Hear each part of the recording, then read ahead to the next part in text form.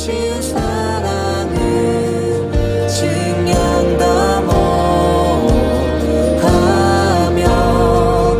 영원히 변치 않는 사랑 성도여 찬양하세.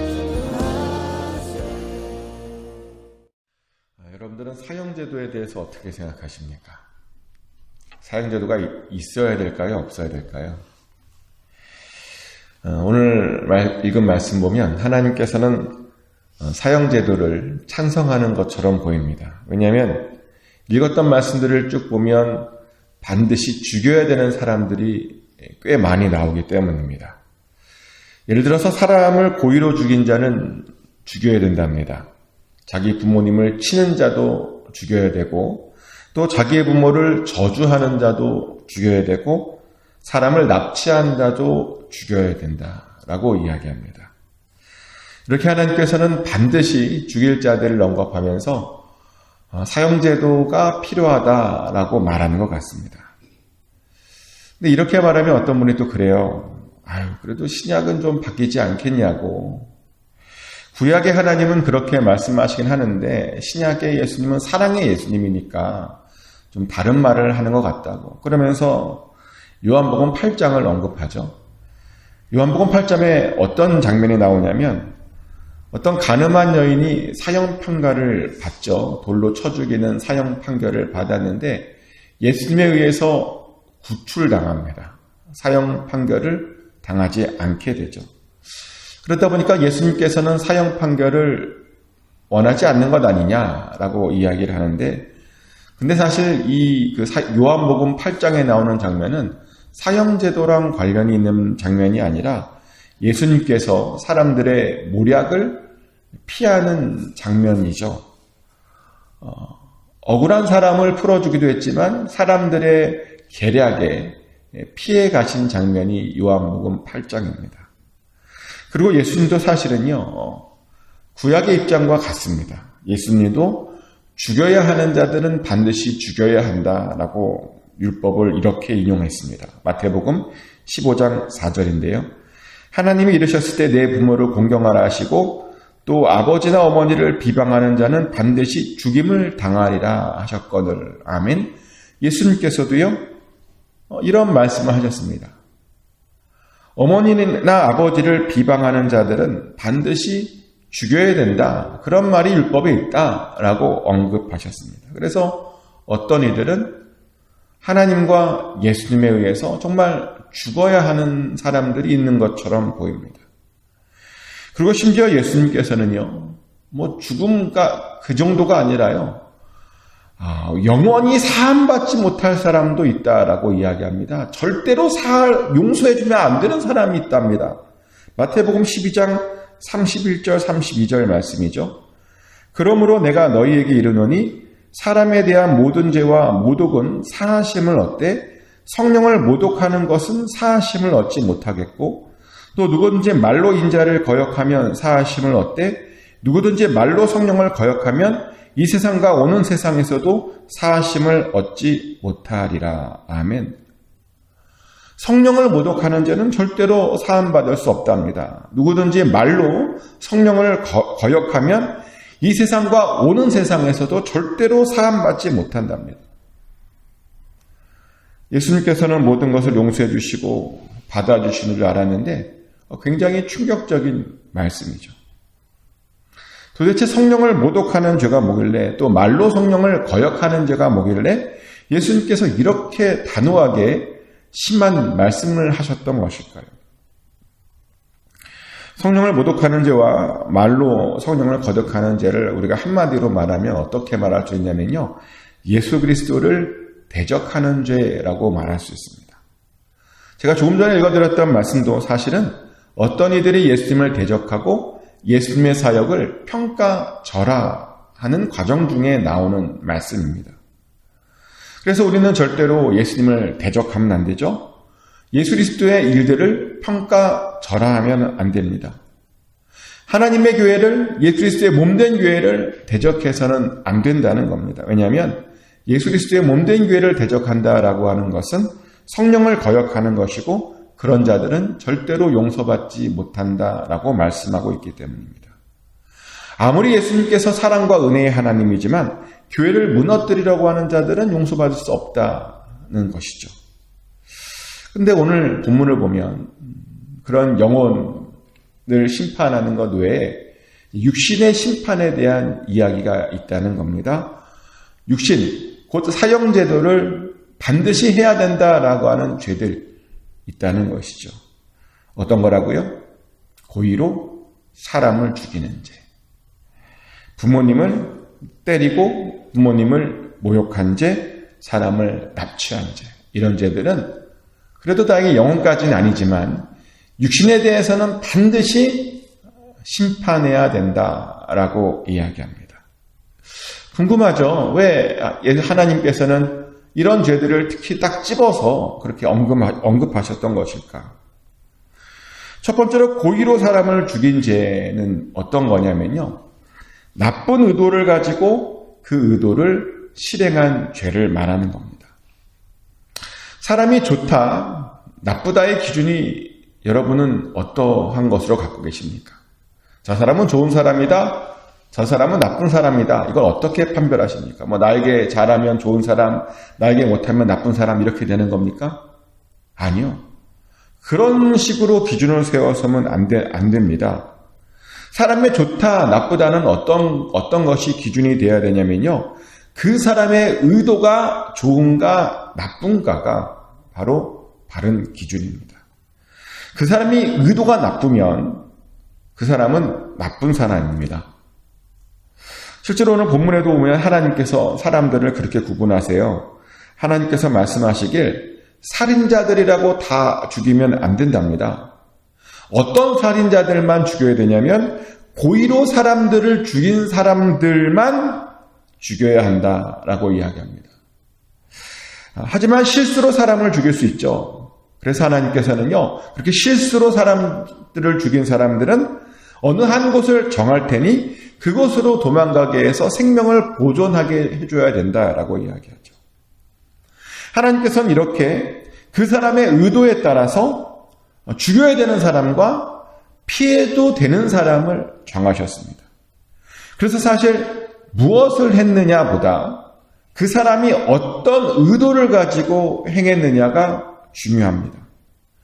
나쁜 의도를 가지고 있는 사람이 나쁜 사람이라는 겁니다. 그런데 나쁜 의도를 가지고 있는 사람이 있냐? 세상을 살다 보니까요. 많아요. 나쁜 의도를 가지고 사는 사람들이 많아요. 일부러 남을 골탕 먹이려는 사람들이 있어요. 만나보셨습니까? 아직 안 만나보셨어요. 저는 많이 만나봤는데. 나쁜 의도로 걸려 넘어지도록 하는 사람. 일부러 거짓말하고, 일부러 속여서 사기치고, 일부러 나쁘게 되라고 뒤에서 남들을 조종하고, 일부러 망하라고 나쁜 소문 내고, 일부러 사람들 막 분열시키고, 세상에요. 이런 나쁜 사람들이 꽤 많더라고요. 그런데요, 그런 악한 의도를 가지고 있는 사람들은 하나님께서 반드시 죽이시겠다고 말씀하고 계십니다.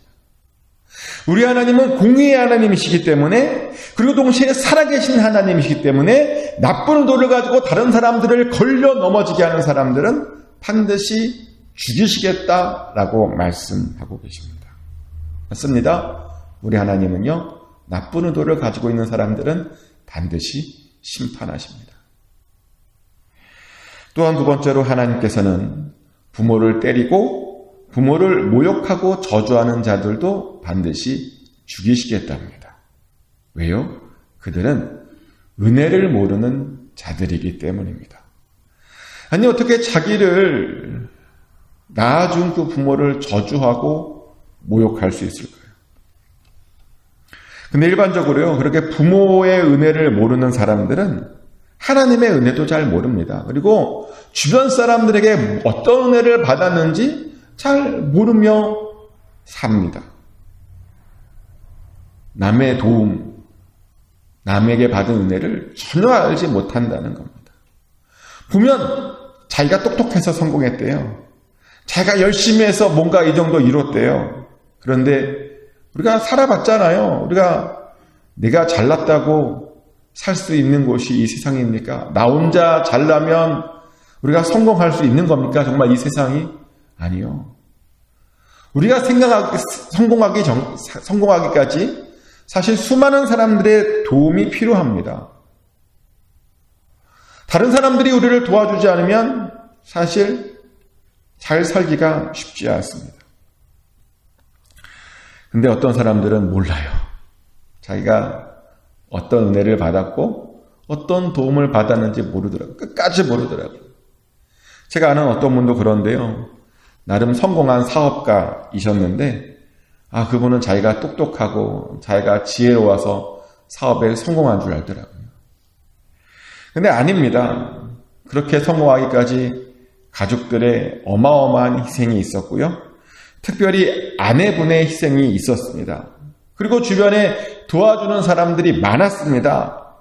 근데 그분이 그걸 모르는 거예요. 아내가 얼마나 나를 위해서 희생해 줬는지, 주변 사람들이 나를 얼마나 도와줬는지 전혀 알지 못하는 겁니다. 그래서 주변 사람들에게 고마워하지 않고요, 베풀지 않더라고요. 다시 한번 말씀드리지만 우리가 잘났다고 우리가 성공하는 것 아닙니다. 나의 성공 뒤에는 수많은 사람들의 헌신과 도움이 있었습니다. 그래서 우리는 항상 그런 것들을 기억해야 됩니다. 내 부모를 잘 섬기는 사람들이 그런 것들을 잘 기억해낸다는 겁니다. 은혜를 갚을 줄 안다는 겁니다. 또한 하나님께서는 사람을 납치하는 자들은 반드시 죽여야 된다라고 또한 이야기합니다. 사실 인간이 저지를 수 있는 최악의 죄가 저는 사람을 납치하는 것이 아닐까라는 생각을 해봅니다. 왜냐하면 사람을 납치한다라는 게 뭐냐면요. 사람을 사람으로 보지 않는다는 거거든요. 사람을 물건 취급하겠다는 거거든요. 근데 사람은 절대로 물건이 아니죠. 사람은 하나님께서 당신의 형상을 따라 만든 천하보다 귀한 존재입니다.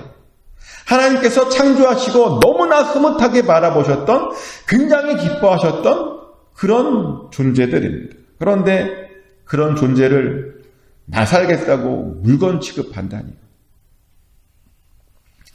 근데 이런 사람들이 생각보다 많더라고요. 사람을 물건 취급하는 사람. 심지어 목사님들 중에도 있어요. 제가 경험한 이야기는 아니고 가까운 분에게 들었던 이야기인데, 어떤 교회 담임 목사님들은 그렇게 부목사님들을 혹사시킨대요. 부목사님들을 새벽 4시 반부터 불러서 밤 12시까지 일을 시키고, 새벽부터 성도님들 찬양 운행시키고, 낮에는 신방 보내고 교회를 못 들어오게 한대요. 교회 들어오면 큰일 난대요. 신방 안 간다. 저녁에는 교회 행사 준비시키고, 성도님들 다 가면 예배 뒷자리 정리시키고 밤 늦게까지 붙잡아 놓고. 근데 더 황당한 것은 그렇게 시키면서 담임 목사님이 그랬대요. 부목사님도 그렇게 고생시켜도 된다고. 왜냐하면 집도 주고 돈도 주고 차도 주고 다 주니까 자기는 그렇게 부릴 자격이 있다고. 정말 그러다 보니까 뽕을 뽑으려고 해요. 뽕을 뽑으려고. 그래서 정말 많은 분들이 그 교회에 있으면서 과로로 쓰러지셨고 질병을 얻으셨습니다. 그리고 또 부목사님들이 질병을 얻으면 또 잘라요.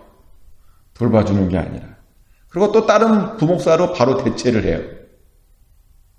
돈을 많이 주니까 오고 싶어하는 사람들이 많아서 바로바로 교체를 하더라고요. 그 목사님에게 부목사님은 스페어 타이어였던 거죠. 스페어 타이어. 사람이 아니라 그냥 망가질 때까지 부려먹어도 되는 그런 도구였던 겁니다. 근데 이것이 교회만의 이야기가 아니죠. 사실 요즘의 회사들의 이야기이기도 합니다.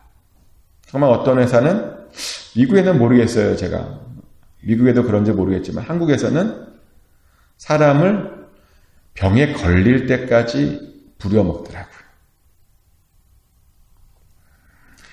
그 회사 환경이 좋지 않아서 직원들이 병에 잘 걸리는데 정말 병에 걸릴 때까지 부려먹다가 병에 걸리면 보상도 별로 하지 않고 잘라버리는 회사가 많습니다.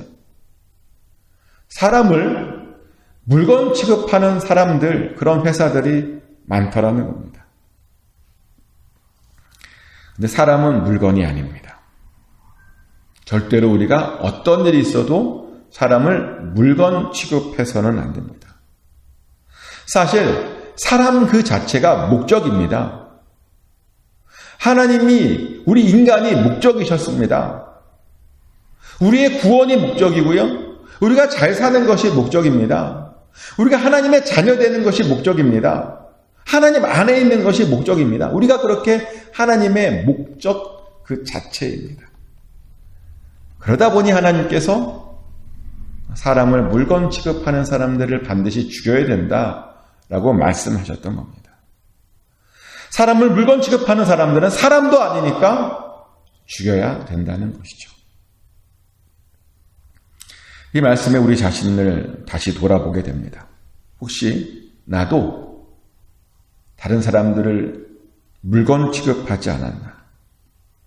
다른 사람들을 이용하지 않았나? 우리도 돌아보게 됩니다. 절대로 그래서는 안 됩니다. 우리는 절대로 하나님 앞에서 죽을 짓 하면 안 됩니다. 축복받을 짓만 하셔야 됩니다. 그럼 어떤 짓이 축복받을 짓이냐? 사실 오늘 하나님께서 죽이라고 명령하신 그 반대로 행하면 됩니다. 반대로. 예를 들어서 나쁜 마음이 아닌, 나쁜 의도가 아닌 선한 의도로 살면 됩니다. 다른 사람들을 망하게 하는 것이 아니라 다른 사람들을 좋게 하려고 하는 의도로 사시면 되는 겁니다. 또 은혜를 잊어버리는 것이 아니라 받은 은혜를 항상 기억하며 살면 됩니다. 기억하라 그랬더니 어떤 분은 저 사람이 나한테 해코지한 것만 기억하는 분들이 있는데 아니요. 그건 잊어버리고 내가 받은 은혜, 내가 받은 은혜를 우리는 평생 잘 기억하고 감사하며 살아야 됩니다. 또한 우리는 사람을 존중하며 살아야 됩니다. 사람이 목적입니다. 사람을 도와주고 사람들을 축복하며 살면 됩니다. 그것이 바로 우리도 복받는 길입니다. 어떻게 좀 복받으며 살 어떤 그런 일들을 행하시고 계십니까? 네. 여기 계신 분들은 그러신 것 같아요. 얼굴이 다 보니까 화내서 그러신 것 같은데 꼭 항상 복받을 일만 하며 사시길 축복합니다. 그래서 정말 선한 마음으로 항상 은혜에 감사하며 사람들을 소중히 여기며 하나님께서 여러분들도 소중하게 여기심으로 하나님의 복이 여러분 삶 가운데 넘치시기를 예수 그리스도 이름으로 축복합니다. 하나님 크신 사랑